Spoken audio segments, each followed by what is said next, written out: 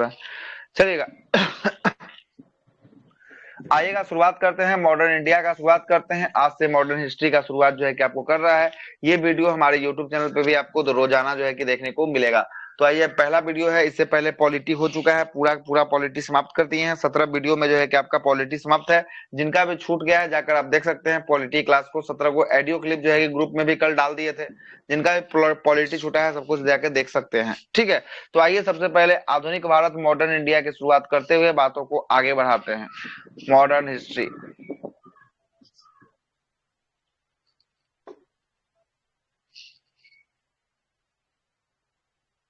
Modern history की बात करते हैं। सबसे पहले कहां से स्टार्ट करेंगे? सबसे पहले जो है कि आपको औरंगजेब औरंगजेब 1760 में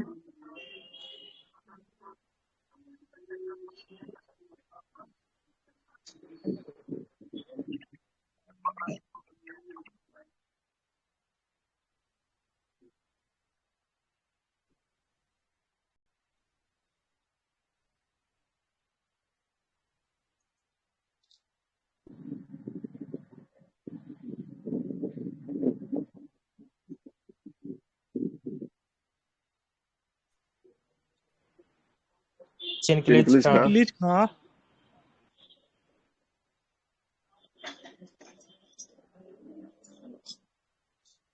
निजामुल मुल्क निजामुल मुल्क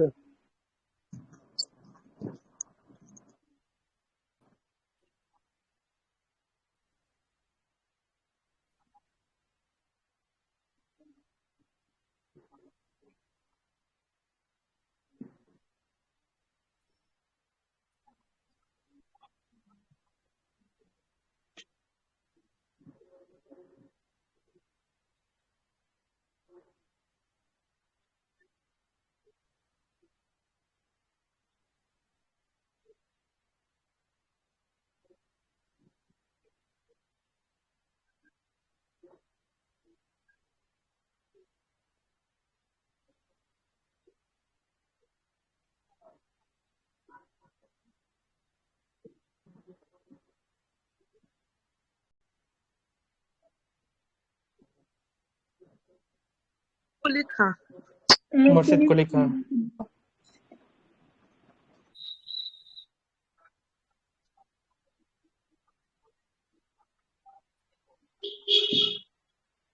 ढाका से मुर्शिदाबाद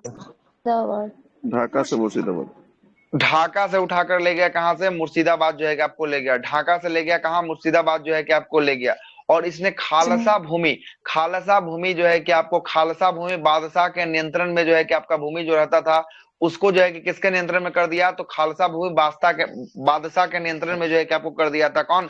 मुर्शिद कुली खान के द्वारा। और इसने जो है कि इजदारी व्यवस्था का भी जो है कि आपको शुरुआत किसने किया था? तो इजदारी व्यवस्था की शुरुआत जो है कि आपको मुर्शिद कुली खान ने किया था। और तकावी ऋण की बात करेंगे, तकावी ऋण का प्रदान जो है कि आपको इसके द्वारा मुर्शिद कुली खान के द्वारा जो है कि आपको किया गया था। तकावी ऋण क्या होता था? जैसे तकावी ऋण वो होता था, जैसे क्या बोलते हैं उसको, जो काम मतलब कि खेती कृषि से पहले जो ऋण दे दिया जाता था ना उसी को तकावी ऋण कहते हैं। अग्रिम ऋण बोल सकते हैं इसको। कैसे? अग्रिम ऋण जो है कि इसको आप बोल सकते हैं। कृषि से पहले जो दे देता था उसको अग्रिम ऋण को जो है कि आपको क्या कहते थे? तकावी ऋण के नाम से जो है कि आपको जानते थे। गिरिया के युद्ध की बात करेंगे। गिरिया का युद्ध कब हुआ? गिरिया का युद्ध 1740 में 1740 में जो है कि आपका गिरिया का युद्ध हुआ था। किसके किसके मध्य हुआ था गिरिया का युद्ध? सरफराज खान और अलवर्दी खान के बीच में। सरफराज खान और अलवर्दी खान के बीच जो है कि आपका गिरिया का युद्ध हुआ था। गिरिया का युद्ध में जीता कौन?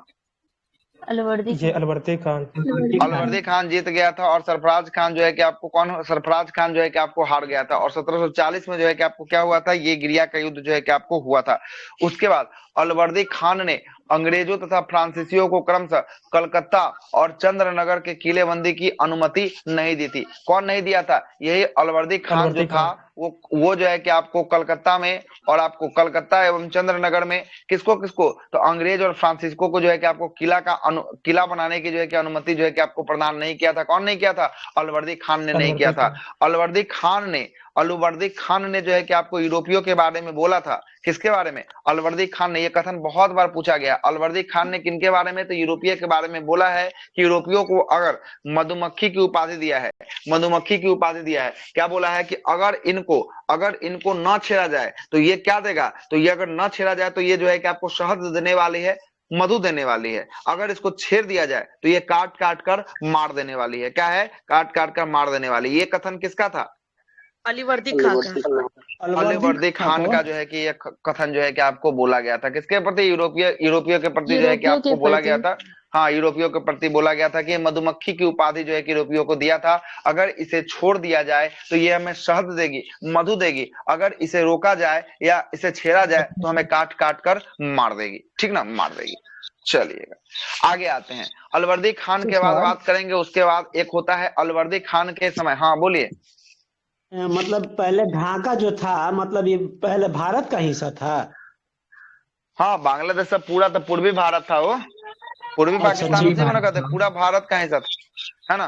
ठीक है, ठीक है। 1756 में किसकी मौत हो जाती है? तो अलवर्दी खान का जो है कि आपको देहांत हो जाता है। किसका मौत हो जाता है 1756 में? अलवर्दी खान का जो है कि आपको मौत हो जाता है। उसके बाद क्या होता है जरा समझिएगा। अलवर्दी खान की जब मौत हो जाती है, उसके बाद जो है कि बंगाल का नवाब जो बनता है, कौन बनता है? सिराजुद्दौला बनता है। कौन बनता है? सिराजुद्दौला। सिराजुद्दौला।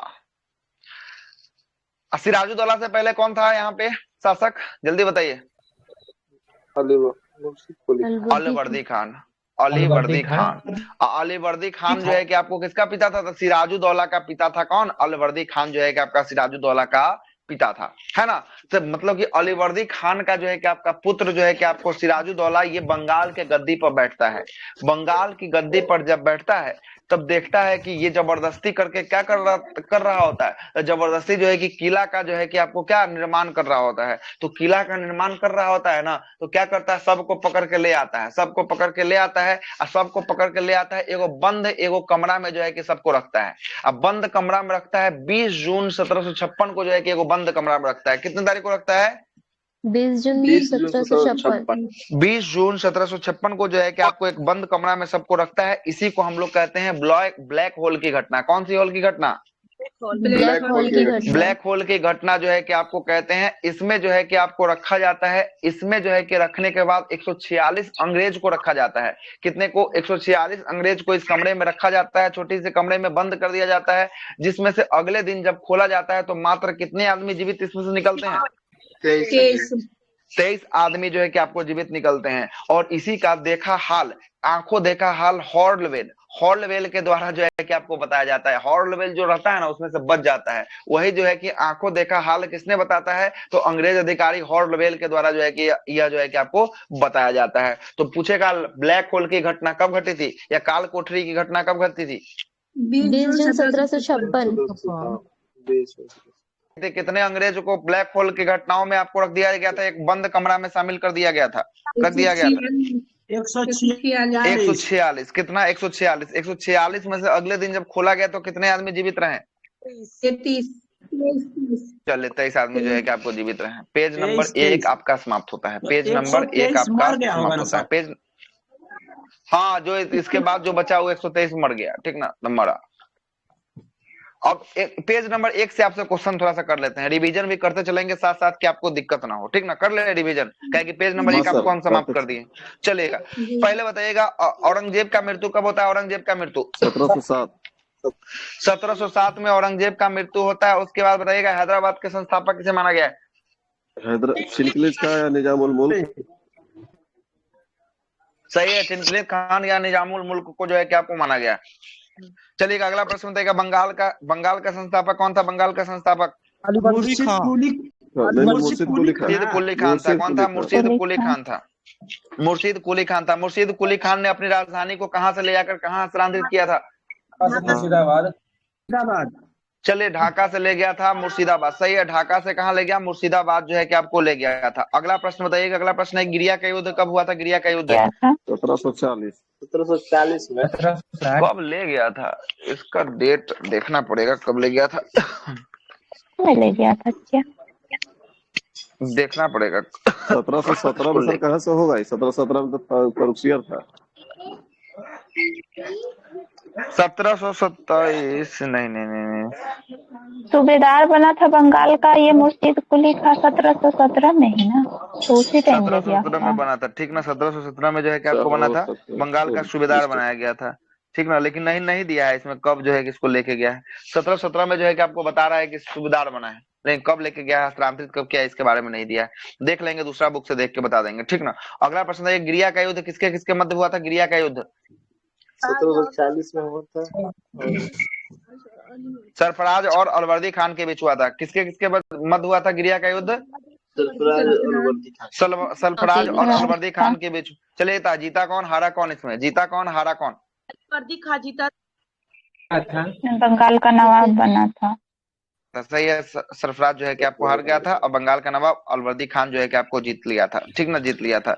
उसके बाद बोलिएगा, उसके बाद जो है कि आपको अलवर्दी खान के बाद बंगाल का नवाब कौन बना? सिराजुद्दौला।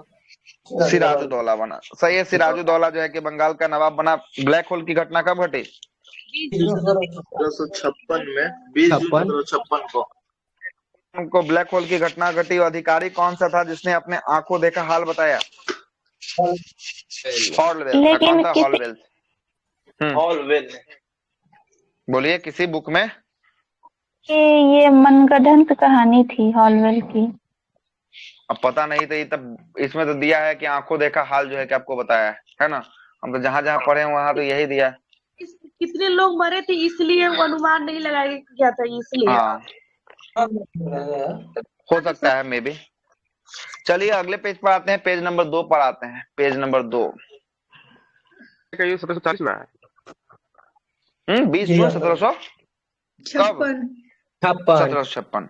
गिरिया का युद्ध 1740, ठीक ना, 1740 को हुआ। गिरिया का युद्ध। चलिए अब आते हैं, हम लोग आते हैं, बात करते हैं, किस पे बात करते हैं? 1757 में हुआ था पलासी का युद्ध। जब 1756 में जब इतना बड़ा कांड हो गया, जब अंग्रेज जब इतना मरा, उसके बाद जो है कि आपको हो जाता है बहुत बड़ा कांड। बीच में जो है कि आपको जो समय मिलता है उसमें अंग्रेज जो है कि आपको किसको, तो अंग्रेज जो है कि आपको जो है कि आपको सिराजुद्दौला का जो है कि सेनापति, उसकी मौसी, ये सबको जो है कि आपको अपने तरफ मूवमेंट करने में जो है कि बहुत ज्यादा कदम चलाता है। उसके बाद जो है कि अपने तरफ उस सबको मूवमेंट कर लेता है। और जब पूरा का पूरा मूवमेंट हो जाता है तो जो तब होता है 23 जून 1757 को जो है कि आपको प्लासी का युद्ध होता है। प्लासी का युद्ध कब होता है? प्लासी का युद्ध 23 जून 1757 को जो है कि आपको प्लासी का युद्ध होता है। प्लासी का युद्ध में क्या होता है? प्लासी का युद्ध में जो है कि आपको बंगाल का जो नवाब था सिराजुद्दौला, वो जीत जाता।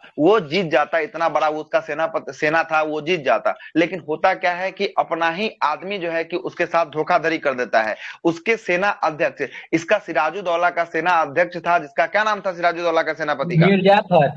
मीर जाफर जो क्या होता है, मीर जाफर जो है कि जाकर अंग्रेज से मिल जाता है। क्या हो जाता है? अंग्रेज से जाकर मिल जाता है। और मीर जाफर के साथ साथ इसकी नेतृत्व में इसके मौसी रहती है। इसका मौसी का नाम रहता है घसीटी बेगम। किसकी मौसी रहती है? घसीटी बेगम। सिराजुद्दौला की मौसी रहती है। किसका? सिराजुद्दौला की मौसी रहती है आपकी घसीटी बेगम एवं शौकत जंग। इनका भी नाम आता है, एवं राम दुर्लभ। ये 3 व्यक्ति का नाम आता है। और अमीन चंद्र, ये 4 व्यक्ति का नाम सुनिएगा। कौन कौन है? सिराजुद्दौला की मौसी घसीटी बेगम एवं शौकत जंग, राय दुर्लभ, अमीन चंद्र, इन और एवं इसके बंगाल और इसके जो है कि सेनापति का क्या नाम था? मीर जाफर। अंग्रेज अपने पक्ष में कर लेता है, सबको लालच देता है कि ऐसे कर देंगे, वैसे कर देंगे, हम जीतेंगे तो तुमको पूरा का पूरा बंगाल का नवाब बना देंगे। जिसके कारण से जो है कि ये सब जो है कि आपको किसके साथ धोखाधड़ी कर देता है? पलासी के युद्ध में सिराजुद्दौला के साथ जो है कि आपको धोखाधड़ी जो है कि आपको कर देता है। और धोखाधड़ी करने के साथ साथ जो है कि आपका क्या होता है, जब युद्ध होता है ना, तो अंग्रेजी सेना इसमें जो है कि आपको जीत जाती है। अंग्रेजी सेना क्या होती है? अंग्रेजी सेना जो है कि आपको जीत जाती है। लेकिन वही अंग्रेजी सेना जीत जाती है, सिराजुद्दौला की सेना जो है कि आपको हार जाती है। हारने के बाद जो है कि आपको क्या होता है, हार जब जाती है उसके बाद देखिएगा, हारने के बाद क्या होगा, तब हार जाएगा तो संधि होगा, तो इसको जो है कि आपको बंगाल के नवाब से हटा दिया जाएगा। और जैसे ही बंगाल के नवाब से इसको हटाया जाएगा, इसके सेनापति का क्या नाम बताए थे अभी? सिराजुद्दौला के खिलाफ मीर जाफर को क्या किया जाता है, मीर जाफर को गद्दी पे बैठा दिया जाता है। पहले ही इसको लालच दे दिया जाता है कि अगर तुम हमको इस जीत में मदद करेगा तो तुमको हम अगला बंगाल का नवाब जो है कि आपको बना देंगे। तो मीर जाफर अगला जो है कि नवाब बन जाता है। कहाँ का नवाब अगला बनेगा मीर जाफर? बंगाल का नवाब जो है कि आपको मीर जाफर अगला बनेगा, लेकिन ये कठपुतली बनेगा। क्या बनेगा? कठपुतली बनेगा, मतलब कि है ना, बैठा दिए हैं लेकिन काम सारा हम ही करेंगे, खाली चेहरा तुम्हारा जो है कि चमकेगा, चेहरा तुम्हारा चमकेगा, काम सारा मेरा रहेगा। वही वाला हाल था इसके साथ। इसके बाद इसका एक बेटी रहती है, इसका बेटी का विवाह होता है मीर कासिम से। किससे होता है? मीर जाफर की बेटी रहती है, बेटी का विवाह होता है मीर कासिम से। तो मीर कासिम मीर जाफर का क्या हुआ? दामाद हुआ ना। दामाद कौन हुआ? मीर कासिम। कासिम। अभी कासिम क्या करता है? बहुत बड़ा कांड कर देता है। कासिम बोलता है, क्या है सुनिएगा, कासिम बोलता है कि जो मेरा ससुर तुमको लूटने के लिए बंगाल को दे रहा है ना, उससे 4 गुना अधिक तुमको हम लूटने के लिए देंगे, लेकिन तुम क्या करो, हमारे ससुर को गद्दी से उतारो, हमको तुम गद्दी पे बैठा दो, हमको तुम क्या करो, गद्दी पे बैठा दो। तो अंग्रेज सोचता है कि हमको भी क्या करना है, कि जिसको तो हमको तो जो है कि आपको नियुक्त कर देना है एकदम कठपुतली की तरह। तो क्या करता है, इसके ससुर को गद्दी से उतार देता है। तो गद्दी से किसको उतारेगा अब? मीर जाफर को जो है कि गद्दी से जो है कि मीर जाफर को उतार देगा, और उसके बाद गद्दी पे किसको चढ़ा देगा? फिर कासिम को गद्दी पे जो है कि फिर से जो है कि आपको बैठा देगा। 1760 में जो है कि आपको बैठेगा मीर कासिम। जब गद्दी पे बैठेगा, उसके बाद गद्दी पे बैठने के बाद जो है कि यह अपना जो है कि कार्य देखेगा। थोड़ा दिन तक लूटने देता है, उसके बाद देखेगा ना तो ये अपना जो है कि चाल चलना शुरू कर देता है। चाल क्या चलता है? ये जो है कि आपको ढाका से जो मुर्शिदाबाद राजधानी आई थी, मुर्शिदाबाद से कहाँ ट्रांसफर कर देता है ये अपनी राजधानी को? मुंगेर जो है कि ले आता है। मुंगेर, बिहार के मुंगेर में अपनी राजधानी को ले आता है। यहाँ पे जो है कि आपको क्या बैठा देता है? तो बंदूक का कारखाना जो है कि बैठाता है, साथ साथ सिगरेट की फैक्ट्री भी जो है कि आप यहाँ पे स्थापित कर देता है। जब देखता है कि अब मेरे हाथों से, अंग्रेज देखता है कि अब हाथों से बात जब निकल रही है, तब कहता है नहीं, इसको उतारो, इसका जो ससुर था यही हमारे लिए अच्छा था। तब फिर से किसको हटा दिया जाता है? किसको उतारा जाता है गद्दी से? मीर कासिम को उतार कर और फिर से किसको बना देगा? मीर जाफर को फिर से जो है कि आपको बना देगा। किसको बना देगा? मीर जाफर को फिर से बना देगा। तो यहाँ से निर्वासित हो जाता है मीर कासिम। तो मीर कासिम कहाँ का नवाब रहता है? मीर कासिम अवध का नवाब रहता, बंगाल का। कहाँ का? बंगाल का नवाब रहता है। अब ई जो जाएगा बंगाल का नवाब, ई जब निर्वासित हो जाएगा, इसको अब कोई काम नहीं रहेगा, तो ई जाएगा किसके पास जाएगा? ई जाएगा अब जाएगा अवध के नवाब के पास। किसके पास? अवध के नवाब सुजाउद्दौला के पास। किसके पास? सुजाउद्दौला, है ना, सुजाउद्दौला के पास। अब ये दोनों मीटिंग करेगा, सुजाउद्दौला और ये मीर कासिम मीटिंग करने के बाद ये सब पहुंचेगा दिल्ली। दिल्ली में मुगल सम्राट कौन था उस समय? शाह आलम द्वितीय था। कौन था? शाह आलम बहादुर से जफर के बहादुर से द्वितीय शाह आलम द्वितीय ही था। शाह आलम द्वितीय था दूसरी बार वहाँ। शाह आलम द्वितीय था, ठीक ना, शाह आलम द्वितीय था, यहाँ लिखा हुआ है, ठीक ना। वही तो हम भी कंफ्यूजन में आ गए, ठीक ना। हाँ, अभी आ रहे हैं, सबको बताएंगे। तब ये शाह आलम द्वितीय जो है कि आपको तीनों, तो इधर से कौन हो गया? बंगाल के नवाब कौन हो गया? बंगाल के नवाब मीर कासिम हो गया, निर्वासित हुआ है। अवध के नवाब कौन सा? सुजाउद्दौला। सुजाउद्दौला। दिल्ली का जो है कि आपको कौन था दिल्ली में? शाह आलम द्वितीय। तो ये तीनों एक साइड, ये तीनों एक साइड, और ये तीनों करके क्या फैसला करता है कि अब जो है ना कि हम लोग चलते हैं कहाँ पे? बंगाल चलते हैं। किससे लड़ने? अंग्रेज से लड़ने। जब ये दिल्ली से रवाना होता है बंगाल की तरफ, तो इसको बक्सरे में घेर लिया जाता है। बिहार के बक्सर में इसको घेर लिया जाता है। कहाँ घेरा जाता है? बिहार के बक्सर में जो है कि इसको घेर लिया जाता है। यहीं पे आपका होता है बक्सर का लड़ाई। किसकी लड़ाई होता है? बैटल ऑफ बक्सर होता है। 22 अक्टूबर 1764 को जो है कि आपको बक्सर की लड़ाई होता है। अब बक्सर की लड़ाई में मीर कासिम बंगाल के, सुजाउद्दौला जो है कि आपको अवध के, एवं शाह आलम द्वितीय मुगल के जो है कि आपको नवाब जो रहते हैं, इनके और अंग्रेज के बीच होता है। और अंग्रेजी सेना का नेतृत्व कौन कर रहा होता है? अंग्रेजी सेना का नेतृत्व हेक्टर मुनरो जो है कि आपको अंग्रेजी सेना का नेतृत्व जो है कि कर रहा होता है। उसके बाद जब इसमें जब तीनों का हार हो जाता है, मीर कासिम का, शुजाऊ दौला का और शाह आलम द्वितीय का जब हार होता है, इसके बाद संधि होती है। इस संधि को इलाहाबाद की संधि के नाम से जानते हैं। किस संधि के नाम से जानते हैं? इलाहाबाद की संधि। इलाहाबाद की संधि यहाँ तक हम आपको पहुंचा दिए हैं, हाँ ना, यहाँ तक पहुंचा दिए। अब आइए, हाँ 1765 में इलाहाबाद की संधि होता है। हाँ बोलिए। हम बोल रहे हैं ना, मतलब बक्सर के युद्ध हुआ था उस समय, तो मतलब हाँ, कौन हाँ। किसके साथ था खड़ा? मतलब 4 आदमी है ना इसमें? ये 4 आदमी, 3 आदमी एक तरफ, एक आदमी एक तरफ, अंग्रेज एक तरफ, आई तीनों एक साथ। अच्छा, ठीक है। अंग्रेज केवल एक ही था? हाँ, एक अंग्रेज एक तरफ और ये तीनों बंगाल एक के तरफ। नवाब ठीक मीर ना? कासिम था, अवध का नवाब सिराजुद्दौला था और शाह आलम द्वितीय जो था ना, मुगल सेनापति था शाह आलम द्वितीय था, है ना? शाह। तीनों चलिए, एक था। अब यहाँ तक तो हम आपको बोल के समझा दिए। अब क्या क्या लिखा हुआ है मैटर, इसको भी जरा समझ लीजिएगा। आइए समझाते हैं। आइए देखिए, इसको अब मिटाते हैं। इसमें क्या क्या मैटर, जो कुछ बात छूट गया होगा वो सब बातें यहाँ पे हम आपको चर्चा कर देंगे। अभी तो हम सीधे बोल के आपको समझा दिए हैं, अब आपको हम चर्चा करके समझा देते हैं। आइए देखिएगा, कहानी की बात करेंगे। सिराजुद्दौला की मौसी घसीटी बेगम, शौकत जंग एवं राय दुर्लभ, अमीन चंद्र, बंगाल के सेनापति मीर जाफर, अंग्रेजी सेना का साथ जो है कि आपको दिया। पलासी के युद्ध में सिराजुद्दौला की जो है कि आपको हार हो गई और बंगाल पर कब्जा नहीं हुआ, तो परंतु कठपुतली नवाब जो है कि आपको मीर जाफर को बना दिया गया और बंगाल का नवाब जो है कि बन गया और मनचाहे अधिकार जो है कि आपको कौन प्राप्त कर लिया? अंग्रेज जो है कि आपको प्राप्त कर लिया। उसके आगे क्या दिया है? इस घटना के बाद मीर जाफर को इतिहासकारों ने क्लाइव का गिदर की उपाधि का जो है कि आपको संज्ञा दिया था। तो पूछेगा, क्लाइव का गिदर का उपाधि का संज्ञा किसे दिया गया? क्लाइव का गिदर का उपाधि का संज्ञा मीर जाफर को जो है कि आपको दिया गया। सही है, मीर जाफर को दिया गया। इसके बाद बंगाल के नवाब मीर कासिम को बना दिया गया। मीर जाफर के बाद आपको कहानी बताए हैं कि मीर कासिम इसका दामाद था, इसको बना दिया गया। अब मीर कासिम बंगाल का नवाब चुना गया। इसने अपनी राजधानी को कहाँ ले गया? मुर्शिदाबाद से मुंगेर ले गया। से जो है कि मुंगेर ले गया। यहाँ पे तोप और बंदूक के कारखाने जो है कि आपको स्थापित किए। उसके बाद पलासी की लड़ाई के समय, है ना, सिगरेट का भी फैक्ट्री लगाया था। पलासी की लड़ाई के समय जो है कि आपको सेनापति कौन था? पलासी की लड़ाई में अंग्रेजी सेना का नेतृत्व कौन कर रहा था? रॉबर्ट क्लाइव कर रहा था। कौन कर रहा था? रॉबर्ट क्लाइव कर रहा था। और देखिएगा, और यहाँ पे एक फैक्ट छूट गया था मेरे से, यहाँ पे लिखा हुआ है, पलासी की लड़ाई के समय मीर मदान, बहुत बार क्वेश्चन पूछा हुआ है, VVI है, MVVI, मीर मदान एवं मोहनलाल। कौन है? मोहनलाल।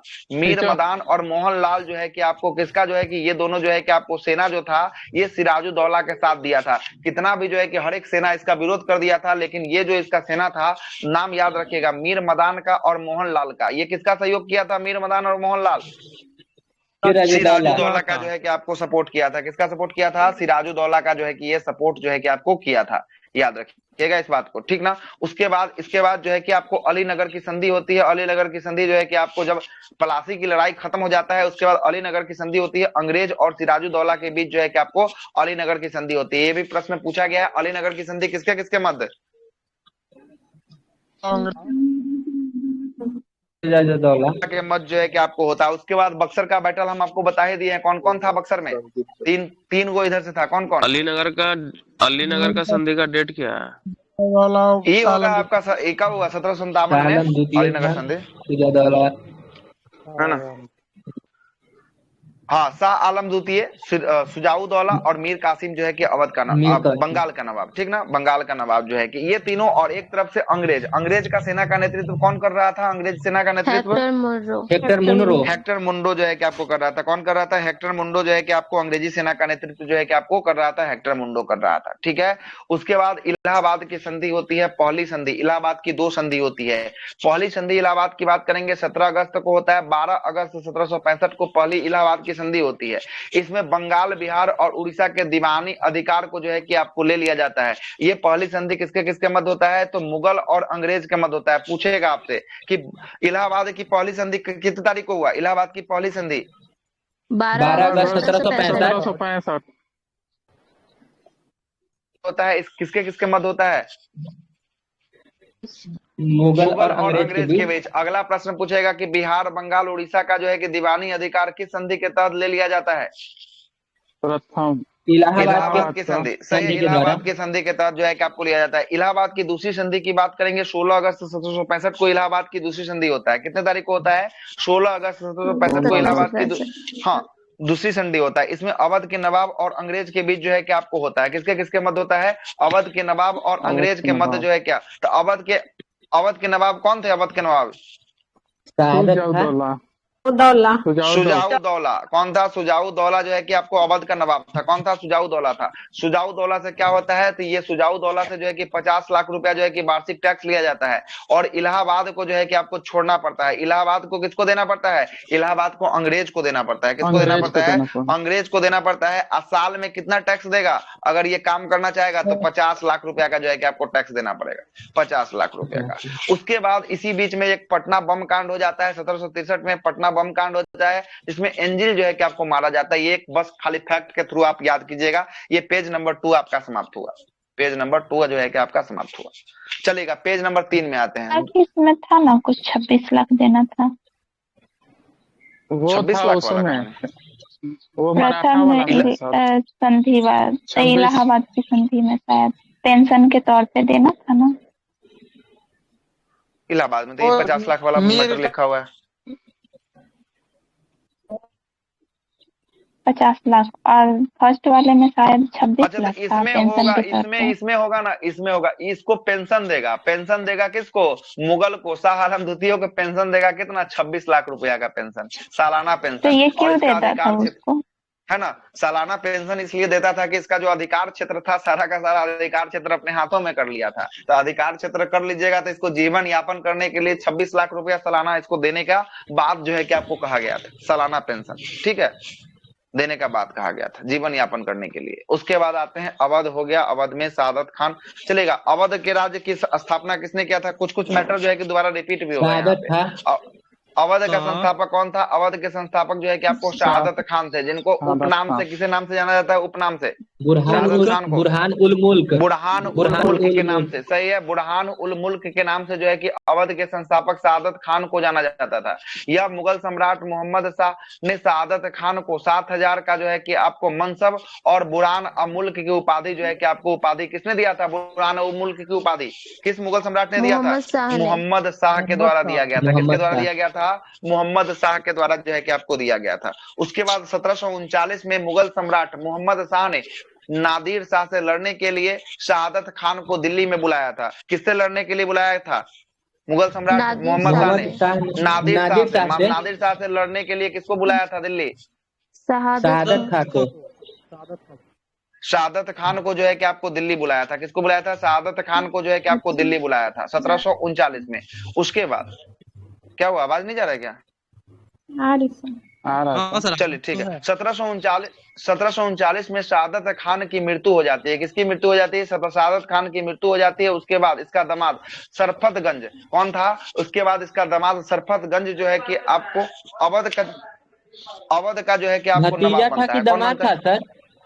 अरे भतीजा और दामाद दोनों जो है कि आपको उस समय एक के था, ठीक ना। भतीजा और दामाद जो है कि आपको एक के हुआ करता था, ठीक ना। हाँ, इसीलिए जो है कि आपको दिया जाता है। भतीजा और दामाद जो है कि आपको दोनों एक था, ठीक है। भतीजा दामाद दोनों एक को कहा जाता है। अरे एक मतलब कहने का मतलब है कि अगर एक खून इस्लाम में अगर नहीं है ना, अगर एक भाई बहन है, एक माता पिता से एक भाई बहन है, तभी आप शादी नहीं कर सकते थे। अगर 2 ब्लड रिलेशन 2 हो जाएगा ना तो आप कर सकते थे, ठीक ना। ऐसा बहुत हुआ है, ठीक ना। अभी भी है सर, अभी भी है। फिर से बोलिए, फिर से क्या बोले?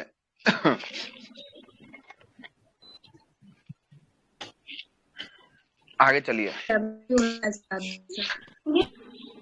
कहने का मतलब है कि एक माता और एक पिता से अगर पिता अगर 2 शादी कर लेता है, ठीक ना, 2 शादी कर लेता है, तो एक का अगर बेटा हो गया और दूसरी का अगर बेटी हो गई तो इससे शादी जो है कि आप हो सकता था, लेकिन एक भाई बहन में शादी नहीं हो सकता था। आ गया बात समझ?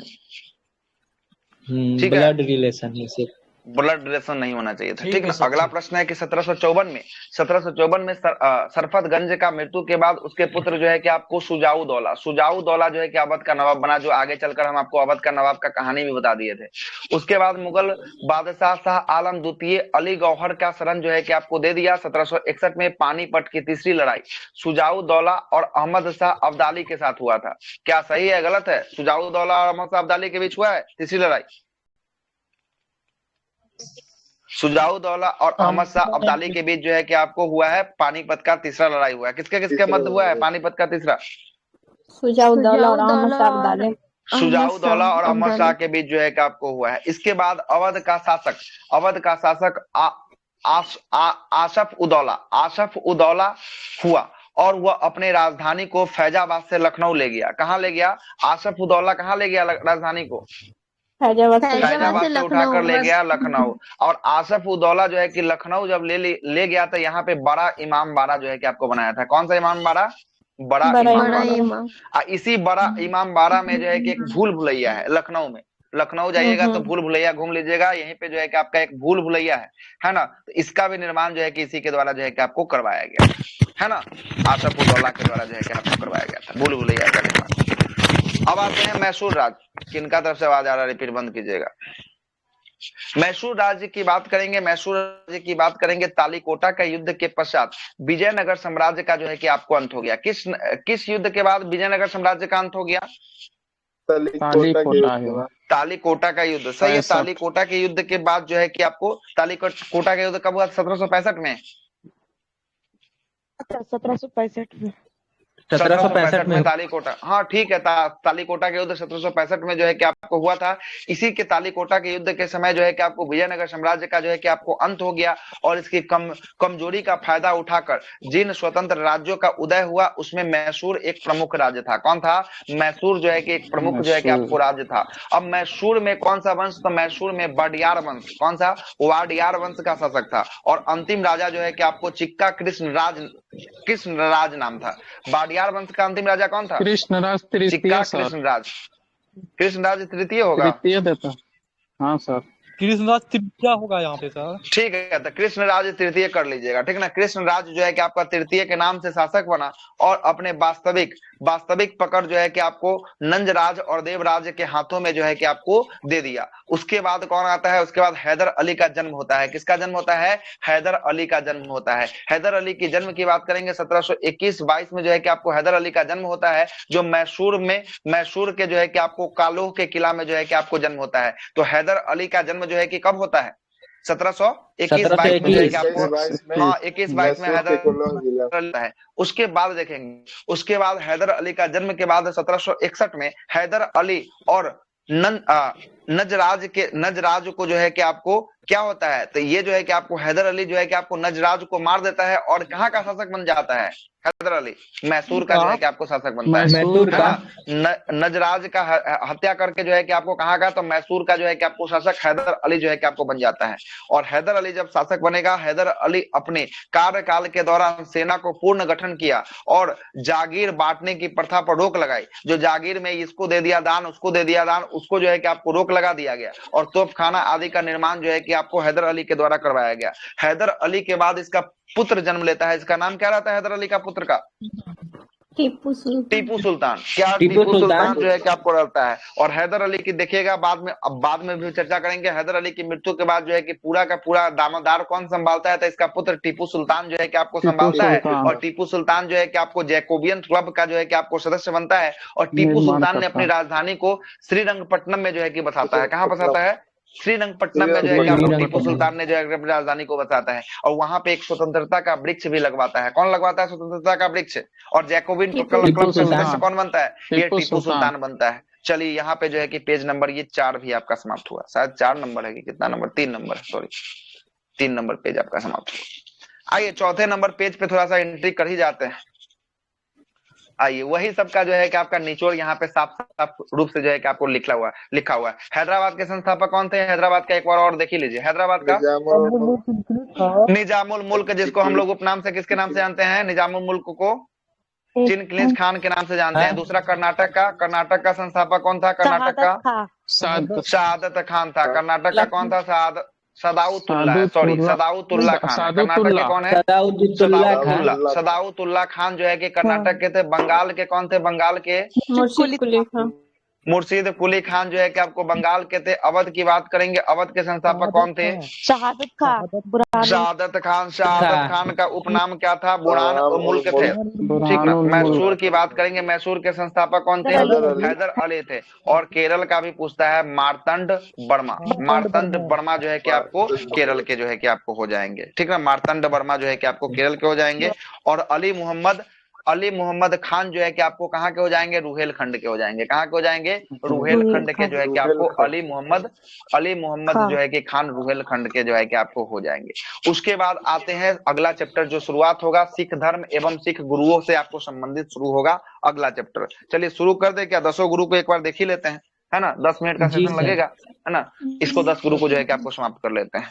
चलिएगा, सिख धर्म में टोटल 10 गुरु हुए, सही है ना। 10 गुरु में सबसे पहला गुरु की बात करेंगे। पहला गुरु जो है कि आपको गुरु नानक हुए। कौन हुए? गुरु नानक हुए। गुरु नानक जो बात करेंगे, गुरु नानक जो है कि आपको सिख धर्म के क्या थे? सिख धर्म के जो है कि आपको संस्थापक कौन थे? तो गुरु नानक जो है कि आपको सिख धर्म के संस्थापक थे। इनका जन्म की बात करेंगे, जन्म कब हुआ था गुरु नानक का? 1469 में जो है कि आपको जन्म हुआ था। कब हुआ था? 1469 में जो है कि आपको जन्म हुआ था। कहाँ हुआ था? तो तलवंडी में हुआ था। तलवंडी कहाँ पड़ता है? तो ननकाना साहब पाकिस्तान में पड़ता है। कहाँ पे? पाकिस्तान के ननकाना साहब तलवंडी में इनका जन्म हुआ था। लेकिन मृत्यु की बात करेंगे, मृत्यु इनका कहाँ हुआ था? करतारपुर कॉरिडोर। करतारपुर भी आपको कहाँ पड़ता है? ये भी पाकिस्तान में पड़ता है, पाकिस्तान में पड़ता है। ये जो है कि पाकिस्तान में है। करतारपुर कॉरिडोर जो है कि आपका पाकिस्तान में है। और इन्होंने सिख धर्म के पहले गुरु नानक ने जो है कि आपको लंगर और पंगत व्यवस्था की शुरुआत किया। लंगर मतलब कि सभी लोग एक साथ बैठ के खा सकेंगे। सुनिएगा, हाँ क्या? प्रथम आंग्ल मैसूर युद्ध ये सब नहीं बताए। हाँ तो अभी आएंगे ना, आंग्ल मैसूर में चलेंगे तब ना। अभी तो डायरेक्ट हम संस्थापक में अभी आ रहे थे ना, तो मैसूर राज्य का संस्थापक किया। आंग्ल मैसूर पूरा अभी फ्री जाएगा, काहे के लिए टेंशन? कुछ भी नहीं छूटेगा। 94 पेज का पीडीएफ है। हम लोग अभी तीसरे चौथा पेज में घूम रहे हैं। 94 पेज समझ ही रहे हैं ना कि बहुत कुछ आने वाला है मटेरियल, ठीक ना। टेंशन वाली बात नहीं है। जो भी नहीं आएगा वो बोलिएगा, वो एक्स्ट्रा बुक से अब करवा देंगे, है ना। बहुत सारा बुक हमारे पास है, कोई दिक्कत वाली बात नहीं है। जहां पे जो छूटेगा आप बोल दीजिएगा, करवा देंगे, ठीक ना। आगे आते हैं। करतारपुर में इनका मृत्यु हुआ था। उसके बाद ये लंगर व्यवस्था, लंगर जो है कि आपको एक जो है कि बैठ के सभी लोग बैठ के खाने वाली व्यवस्था जो है कि आपको लंगर। और जबकि पंगत की बात करेंगे, पंगत जहां पे सब कोई चर्चा करे, बैठ के चर्चा करे, इसकी व्यवस्था की शुरुआत की बात करेंगे। ये लंगर और पंगत व्यवस्था की शुरुआत किसने किया था? गुरु नानक देव का जन्म कब हुआ? जन्म जल्दी बताइए जरा। 1469 में जो है कि आपको जन्म हुआ था। तलवंडी ननकाना साहब पाकिस्तान में इनका जन्म हुआ था। मृत्यु करतारपुर कॉरिडोर पाकिस्तान में इनका मृत्यु हुआ था। लंगर और पंगत व्यवस्था की शुरुआत किए थे। बस इतना ही पॉइंट, इससे ज्यादा नहीं। जो एग्जाम में पूछता है उतना ही। दूसरा गुरु अंगद बनेंगे। गुरु अंगद बनेंगे दूसरा। गुरु नानक के बाद कौन बनेंगे? गुरु अंगद बनेंगे। गुरु अंगद का प्रारंभिक नाम की बात करेंगे। प्रारंभिक नाम इनका क्या था? लहना था। क्या था? लहना जो है कि इनका प्रारंभिक नाम जो है कि आपको लहना था। और ये सिख धर्म के प्रचार पर जो है कि आपको विशेष जोर दिए थे। प्रचार कौन किए थे? प्रचार ज्यादा तौर पे ये अंगद के द्वारा किया गया था। गुरु अंगद के द्वारा जो है कि आपको प्रचार प्रसार ज्यादा किया गया था सिख धर्म का, ठीक ना। उसके बाद आपसे पूछेगा गुरुमुखी लिपि का आविष्कार किसने किया था? गुरुमुखी लिपि का आविष्कार किसने किया था? चलिए, अंगद के द्वारा ही आपको गुरुमुखी लिपि का आविष्कार जो है कि आपको गुरु अंगद के द्वारा ही आपको किया गया था। और इन्होंने लंगर व्यवस्था को अस्थायी बना दिया। जो लंगर व्यवस्था की शुरुआत किसने किया था? गुरु नानक ने जो लंगर व्यवस्था की शुरुआत किया था, उसको अस्थायी बनाने का कार्य किसने किया? गुरु अंगद ने जो है कि आपको अस्थायी बना दिया। तो दूसरा गुरु अंगद का भी यहाँ पे कार्यकाल समाप्त होता है। अब तीसरा गुरु आएंगे जिनका नाम होगा रामदास। क्या नाम होगा? गुरु रामदास। सॉरी अमरदास। हाँ तीसरा गुरु, सॉरी अमरदास। तीसरा जो है कि आपको अमरदास। पहला कौन देखे हैं? पहला गुरु नानक देव जी। नानक। दूसरा कौन था? गुरु अंगद। अमरदास की बात। अमरदास जो है कि आपको क्या क्या किए हैं जरा सुनिएगा। अमरदास की बात करेंगे। अमरदास जो है कि आपको हिंदुओं से एक अलग विवाह पद्धति की शुरुआत की। इस विवाह पद्धति का नाम था लवन। लवन पद्धति विवाह पद्धति का शुरुआत किसने किया था? अमरदास ने। अमरदास। और अमरदास जो है कि किसके समकालीन था? तो ये अकबर के समकालीन था। किसके समकालीन था अमरदास? ये अकबर के समकालीन था। चलिएगा, तो ये लवन पद्धति की शुरुआत जो है कि हिंदुओं से एक अलग विवाह पद्धति लवन पद्धति की शुरुआत जो है कि गुरु अमरदास के द्वारा जो है कि आपको किया गया, और ये अकबर के समकालीन था। इसलिए गुरु अमरदास से जो है कि आपको सम्राट अकबर जो है कि आपको आकर मिलता है। किससे आकर मिलता है? अकबर किससे आकर मिलता है? गुरु अमरदास। गुरु अमरदास से आकर मिलता है। गोविंद बाल जो है कि जगह पर आके गुरु अमरदास से मिलता है। और गुरु अमरदास की एक पुत्री होती है जिसका नाम होता है बीबी भानी। क्या नाम था? बीबी भानी। हाँ, भानी बीबी बोलिए या बीबी भानी बोलिए, जो आपको मन है बोल सकते हैं, ठीक ना। तो गुरु अमरदास की पुत्री रहती है जिसका नाम रहता है भानी बीबी या या भानी बीबी या बीबी भानी, ठीक ना। अब जब ये आता है भेंट करने के लिए, तब ये क्या करता है? तो ये अमृतसर में एगो 500 बीघा का जो है कि एक जमीन का टुकड़ा होता है। 500 बीघा का जमीन का एक प्लॉट होता है, उसको जो है कि बेटी को गिफ्ट कर देता है। किसको?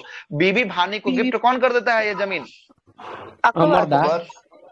अमरदास के पास कहां से? अकबर गिफ्ट करेगा, ठीक ना। अकबर जो है कि आपको गिफ्ट कर देता है। क्या कर देता है? गिफ्ट कर देता है। तो उस समय गिफ्ट करता है, जब अकबर गिफ्ट करता है 500 बीघा जमीन, जब दान देता है, भेंट जब देता है, तो उसके बाद जब ये भेंट देके चला जाता है, तब यहाँ तक तो भेंट दे दिया। भेंट किसने दिया था 500 बीघा जमीन? अकबर ने अकबर दिया था। अकबर बीबी भानी को। बीबी भानी का पिता का नाम क्या था? अमरदास था। अमरदास आगे क्या करता है? अमरदास जो है कि आगे करता है अमरदास जो है कि आपको एक जो है कि अमरदास जो है कि 22 गद्दी को स्थापित करता है, और 22 गद्दी पर एक एक महंत को बैठाना शुरू कर देता है। 22 को गद्दी का स्थापना करता है, ऐसा 22 गद्दी, 22 गद्दी पर एक एक महंत को बैठाना शुरू कौन करता है? अमरदास के बाद अमरदास जो है कि आपको अमरदास अपनी पुत्री का विवाह करता है। इस पुत्री का विवाह जिस दामाद से करता है, मतलब जिसके साथ होता है, वो दामाद जो अगला होता है वो चौथा गुरु होता है, गुरु रामदास होता है। कौन होता है? गुरु रामदास। तो चौथा गुरु कौन हो जाएगा? चौथा गुरु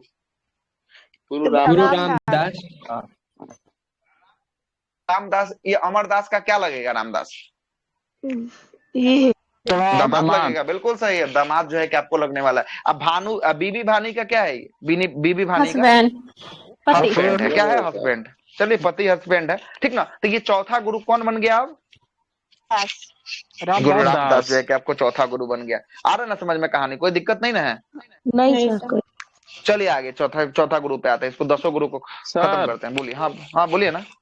वो बोलता है कि 400 बीघा जो जमीन देता है वो रामदास को देता है ना अकबर, हमें किताब में यही देता है।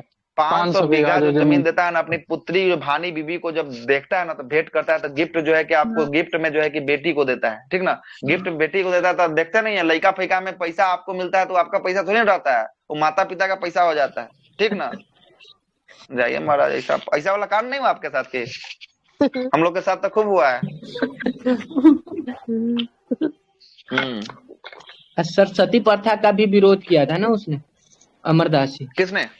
अमरदास ने किया था। बिल्कुल सही बोल रहा है, ये भी आपको फैक्ट लिखा हुआ, सती प्रथा का विरोध किया था। उसके बाद चौथे गुरु की बात करेंगे। गुरु रामदास जो है कि आपको आते हैं चौथे गुरु। गुरु रामदास जो आते हैं चौथे गुरु जो है कि आपको आते हैं, तो जो 500 बीघा जो जमीन आप देखे थे, किसको दिया गया था? तो 500 बीघा जो बीबी भानी को जो आपको जमीन दिया गया था, अमृतसर, वो अमृतसर शहर का जो है कि आपको बसाता है। तो वो 500 बीघा में कौन सा शहर बसाता है? अमृतसर जो है कि आपको शहर को बसाता है, और अमृतसर शहर को एकदम बसाता है 500 बीघा में। अब बीच में एगो जलाशय खुदवाता है, बीच में जलाशय एक खुदवाता है जिसका नाम रहता है पोखरी, एगो खुदवाता है। इस जलाशय का नाम रहता है अमृतसर सरोवर का जो है कि आपको खुदवाने का काम जो है कि किसके द्वारा किया जाता है? गुरु रामदास के द्वारा। तो सबसे पहले यहाँ पे 2 गो प्रश्न बनेगा। अमृतसर शहर को किसने बसाया? रामदास। गुरु रामदास। तालाब या जलाशय का खुदवाने का काम किसने करवाया? रामदास। गुरु रामदास के द्वारा जो है कि आपको करवाया। गुरु रामदास का पत्नी का नाम क्या था? बीबी भानी। जो है कि सिख धर्म के कैमे गुरु बने? चौथे गुरु बन गया। चौथे गुरु जो है कि आपको बन चुके हैं। अब आइए 5वें गुरु के नाम पर आते हैं। 5वां गुरु कौन? अर्जुन देव।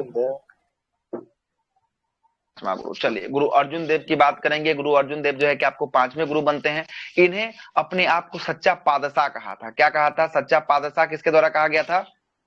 गुरु अर्जुन देव को। गुरु अर्जुन देव जो है कि अपने आप को सच्चा पातशाह जो है कि आपको कहते हैं। कौन कहते? गुरु अर्जुन देव कहते हैं। आदि ग्रंथ की रचना किसके द्वारा करवाया गया था? अर्जुन देव। हाँ, आदि ग्रंथ की रचना जो है कि गुरु अर्जुन देव के द्वारा जो है कि आपको करवाया गया था। और अमृतसर शहर को किसने बसाया था? शहर को गुरु रामदास। बीचों बीच में एक तालाब का खुदवाने का काम किसने करवाया था?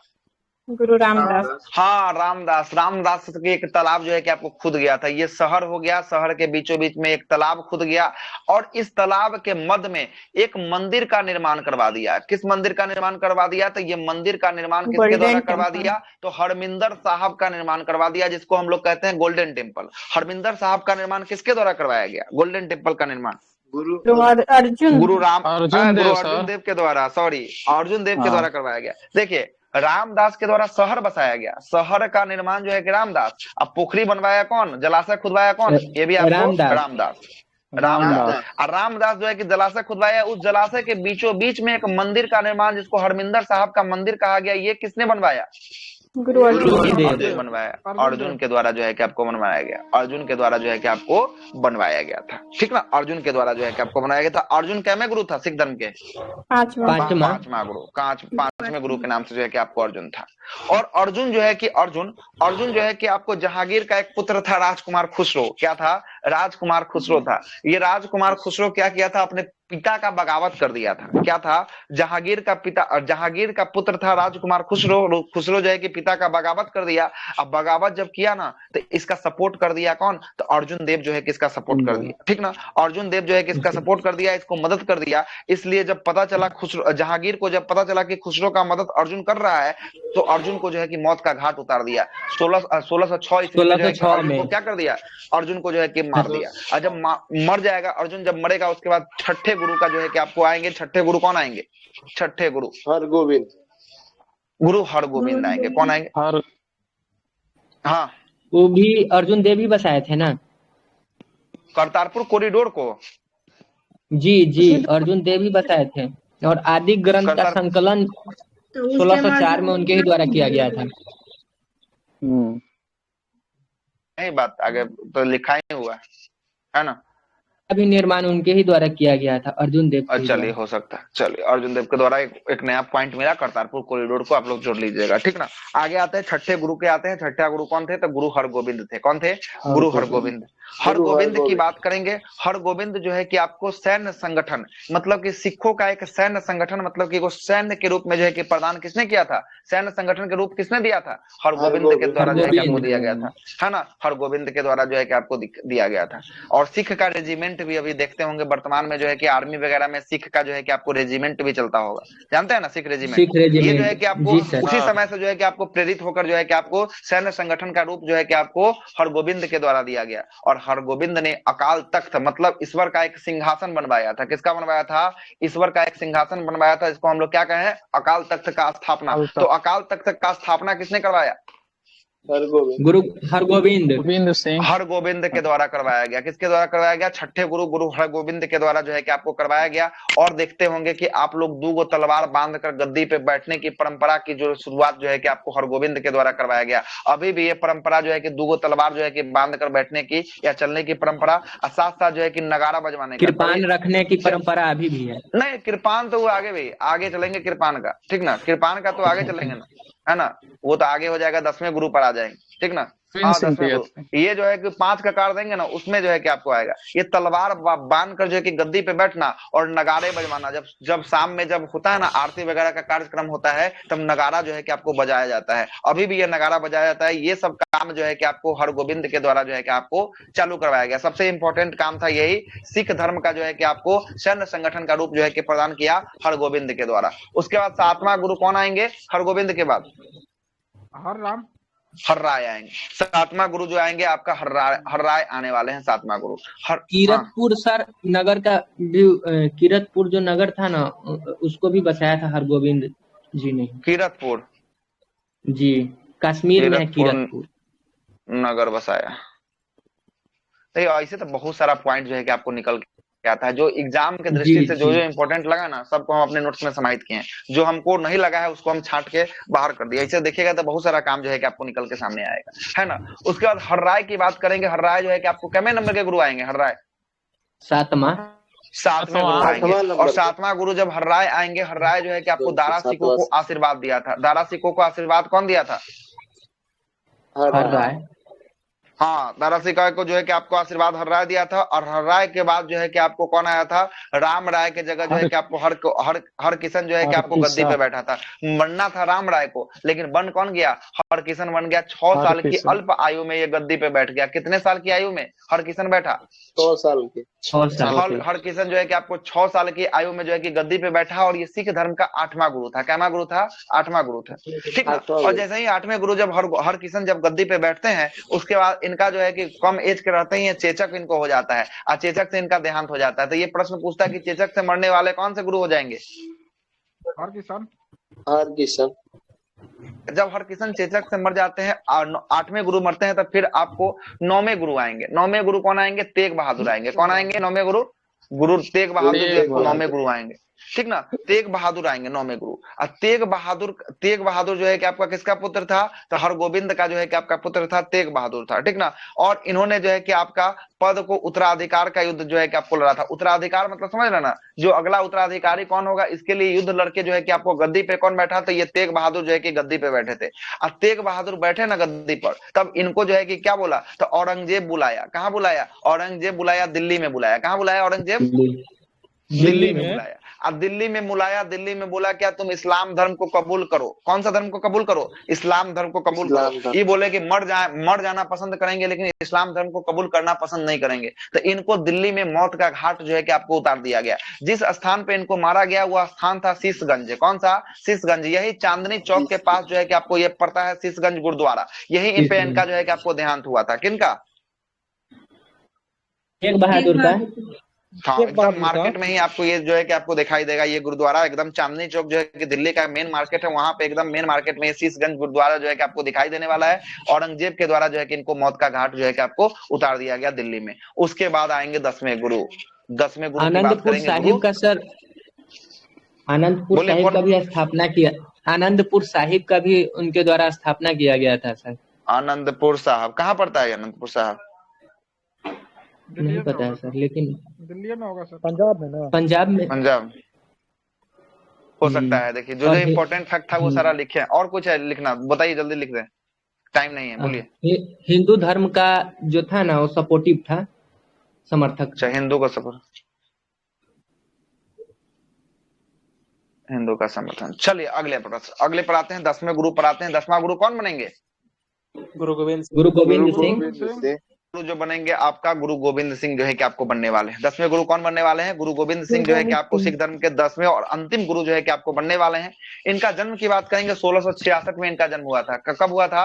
1666 में जो है कि आपका इनका जन्म हुआ था। और जन्म हुआ था कहाँ हुआ था? जन्म इनका पटना साहिब में हुआ था। कहाँ हुआ था? पटना साहिब जो है कि आपको बिहार पटना में जो है कि इनका जन्म हुआ था। और इन्होंने 1699 में खालसा पंथ की स्थापना किया था। खालसा पंथ की स्थापना कब किया था? 1699 में इन्होंने खालसा पंथ की स्थापना जो है कि आपको किया था। और आनंद नगर की स्थापना जो है कि किसके द्वारा? गुरु गोविंद सिंह के द्वारा जो है आनंद नगर की स्थापना। ये तो उल्टा हो गया सर। वो अर्जुन देव के बता रहे थे स्थापना किया है। कहाँ का फैक्ट है आपका साहब? बताइए सौरभ जी, कहाँ का फैक्ट है आपका? आपका फैक्ट कहाँ का है? कौन सा बुक का? ये दृष्टि का फैक्ट है। हमारा दृष्टि का नहीं है सर। हाँ, हमारा फैक्ट, हमारा दृष्टि का फैक्ट नोट्स है, ठीक ना। एक बार चेकआउट कीजिएगा आनंद नगर का। दोनों वैरी कर गया एक दूसरे के साथ, ठीक ना।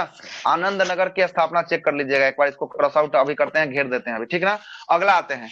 अगला सुनिएगा। अगला जो है कि आपको गुरु गोविंद सिंह के द्वारा सिंह मतलब टाइटल में सिंह और महिलाओं के टाइटल में कौर लगाने का शुरुआत किसके समय में शुरू किया गया?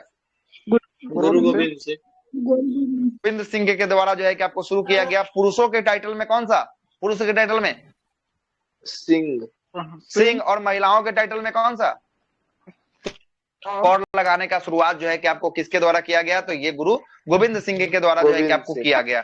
उसके बाद पाहुल प्रणाली की शुरुआत किसने किया था? पाहुल प्रणाली बहुत बार पूछता है, पाहुल प्रणाली गुरु गोविंद सिंह के द्वारा जो है कि आपको पाहुल प्रणाली की शुरुआत गुरु गोविंद सिंह के द्वारा करवाया गया। और इन्हें आपको सच्चा पादशाह जो है कि आपको कहा गया था, वो सच्चा बादशाह था, ये आपको सच्चा पादशाह जो है कि आपको कौन कहते हैं? गुरु गोविंद सिंह को कहा गया है। और आदि ग्रंथ की रचना किसने करवाया था? आदि ग्रंथ स्क्रीन सर अच्छा स्क्रीन कट गया का?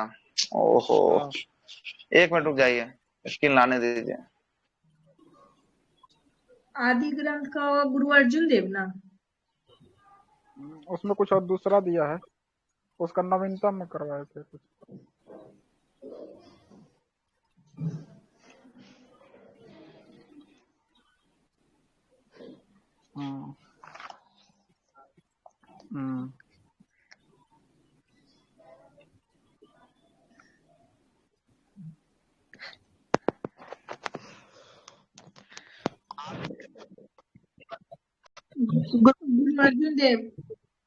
गुरु अर्जुन देव के द्वारा करवाया गया था। और आदि ग्रंथ का जो है कि नवीनतम रूप किसने प्रदान किया था? नवीनतम रूप किसने दिया था?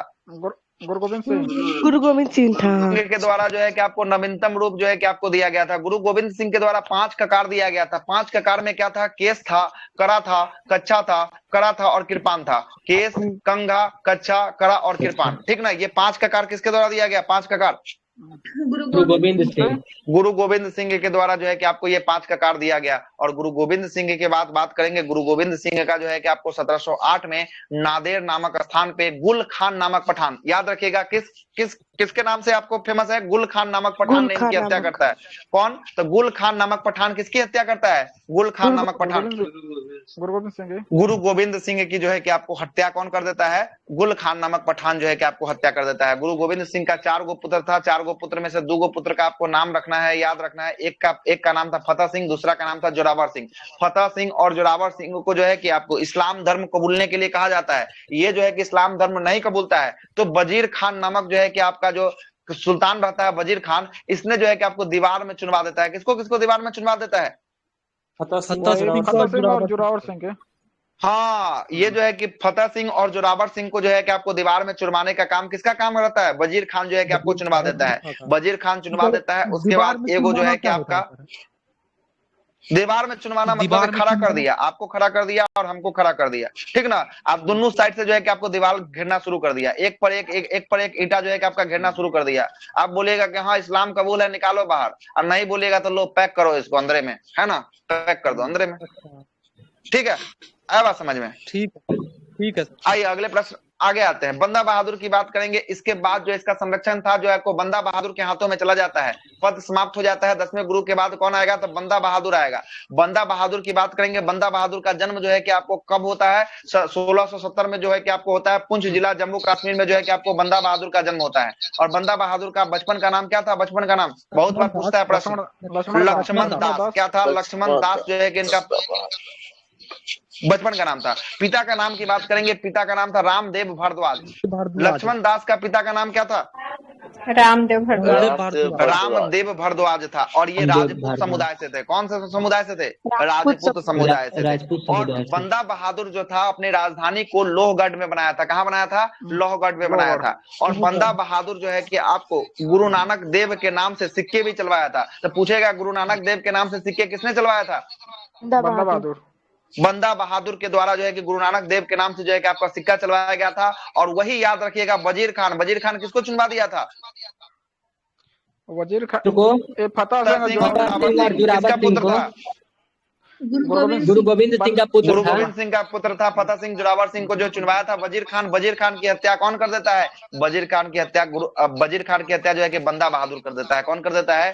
बंदा बहादुर जो है कि आपको वजीर खान की हत्या जो है कि आपको कौन कर देता है? बंदा बहादुर जो है कि आपको कर देता है, ठीक ना। उसके बाद 1716 ईस्वी में मुगल बादशाह फरोख्सियर के समय नांगल नामक स्थान पे जो है कि इसको फांसी दे दिया जाता है। फरोख्सियर किसका फांसी करवाता है? बंदा बहादुर का बेचारा का फांसी जो है कि आपको करवा दिया जाता है फरोख्सियर के समय में। उसके बाद जब बंदा बहादुर की मृत्यु हो जाती है, मृत्यु के बाद जो है कि आपको जो है कि ये जो है कि आपको कौन सा, तो ये जो है कि आपका सिख धर्म जो है कि आपको 12 मिसल या क्षेत्र में जो है कि आपको बढ़ जाता है। कितने मिसल या क्षेत्र में बढ़ जाता है सिख धर्म? 12 12 मिसल या क्षेत्र में जो है कि आपको बढ़ जाता है। उसी में से सबसे फेमस था एक शुकरचुकिया मिशन। कौन सा मिसल था? शुकरचुकिया मिसल। शुकरचुकिया मिसल के जो है कि आपको संस्थापक कौन थे? तो ये थे आपको रणजीत सिंह थे। कौन थे? रणजीत सिंह। रणजीत सिंह की जन्म की बात करेंगे 1780 में इनका जन्म होता है। कब होता है? 1780 में जो है कि इनका जन्म होता है। इनका पिता का नाम था महासिंह। रणजीत सिंह का पिता का क्या नाम था? महासिंह। महासिंह था। महासिंह था। और जमन शाह एक शासक रहता है अफगानिस्तान का। जमन शाह कहाँ का शासक रहता है? अफगानिस्तान का शासक रहता है। जमन शाह का जो है कि आपको चिनाब नदी में जो है कि इसका जो है कि आपका सारा का सारा तोप गिर जाता है, ठीक ना। तोप जब चिनाब नदी में गिर जाता है तो क्या करता है? तो ये रणजीत सिंह जो है, रणजीत सिंह सारा तोप जो है कि निकलवा कर किसको दे देते हैं? तो ये जो है कि आपको जमन शाह को दे देते हैं, ठीक ना। तो जमन शाह जो है कि आपको खुश होकर रणजीत सिंह को क्या देता है? रणजीत सिंह को जो है कि आपको लाहौर का क्षेत्र दे देता है। क्या देता है? लाहौर का क्षेत्र जो है कि आपको दे देता है। इसलिए रणजीत सिंह का 2 राजधानी बनता है। रणजीत सिंह का एक राजनीतिक राजधानी की बात करेंगे लाहौर बनता है, और धार्मिक राजधानी की बात करेंगे, धार्मिक राजधानी कहाँ बनता है? अमृतसर बनता है। कहाँ बनता है? अमृतसर जो है कि आपको बनता है। अमृतसर जो है कि आपको। राजनीतिक राजधानी कहाँ? राजनीतिक राजधानी लाहौर। धार्मिक राजधानी कहाँ? धार्मिक राजधानी अमृतसर जो है कि आपको धार्मिक राजधानी होता है। उसके बाद चलिएगा, रणजीत सिंह की मृत्यु हो जाता है 1839 में। रणजीत सिंह की मृत्यु हो जाता है। उसके बाद शाह सुजा ने आपको रणजीत सिंह को ही कोहिनूर हीरा दिया था। शाह सुजा ने किसको कोहिनूर हीरा दिया था? ये भी फैक्ट पूछा जाता है। रणजीत सिंह को जो है कि आपको दिया था। और द्वितीय आंग्ल सिख युद्ध के बाद कोहिनूर हीरा महारानी को जो है कि आपको भेज दिया जाता है। कहाँ पे दिया जाता है? द्वितीय आंग्ल सिख युद्ध के बाद कोहिनूर हीरा को महारानी को जो है कि आपको भेज दिया जाता है। हाँ, इंग्लैंड महारानी को भेज दिया जाता है। ये आपका पूरा का पूरा कहानी हुआ सिख समुदाय से। सिख धर्म में टोटल कितने गुरु हुए? 10 गुरु हुए। चलिए 10 का नाम जो है कि एक क्रम से बताइए। तो पहले से स्टार्ट कीजिए, 1 से 10 तक लेके चलिए। गुरु नानक देव जी, गुरु अंगद देव जी, गुरु अमरदास, गुरु रामदास, गुरु अर्जुन देव, गुरु हरगोविंद, गुरु हरराय जी, गुरु हरकिशन, गुरु तेग बहादुर, गुरु गोविंद सिंह। गुरु गोविंद सिंह के बाद कौन आया? बंदा बहादुर। बंदा बहादुर के बाद शुकरचुकिया मिसल का हेड कौन बना? रणजीत सिंह बना। बस इतना ही याद रखना है। सही, इतना ही रखना है। चलिएगा, यही आपका 10 गुरु था जो आपको हम समाप्त कर दिए हैं। पेज नंबर कहाँ तक लेके आ गए हैं? पेज नंबर 6 आपका पूरा कर दिए हैं। मतलब 1 से लेके हम लोग पेज नंबर 6 तक जो है कि आपको देख लिए हैं। आज के सेशन में जो है कि आपको देख चुके हैं। कोई दिक्कत हो तो बताइए। किन्हीं को समझ में आ रहा है? कोई दिक्कत नहीं? मॉडर्न हिस्ट्री में कोई दिक्कत होगा तो बताइएगा। सर ये PDF डाला हुआ है ग्रुप में? हाँ, PDF डाला हुआ है। PDF फिर से अभी डाल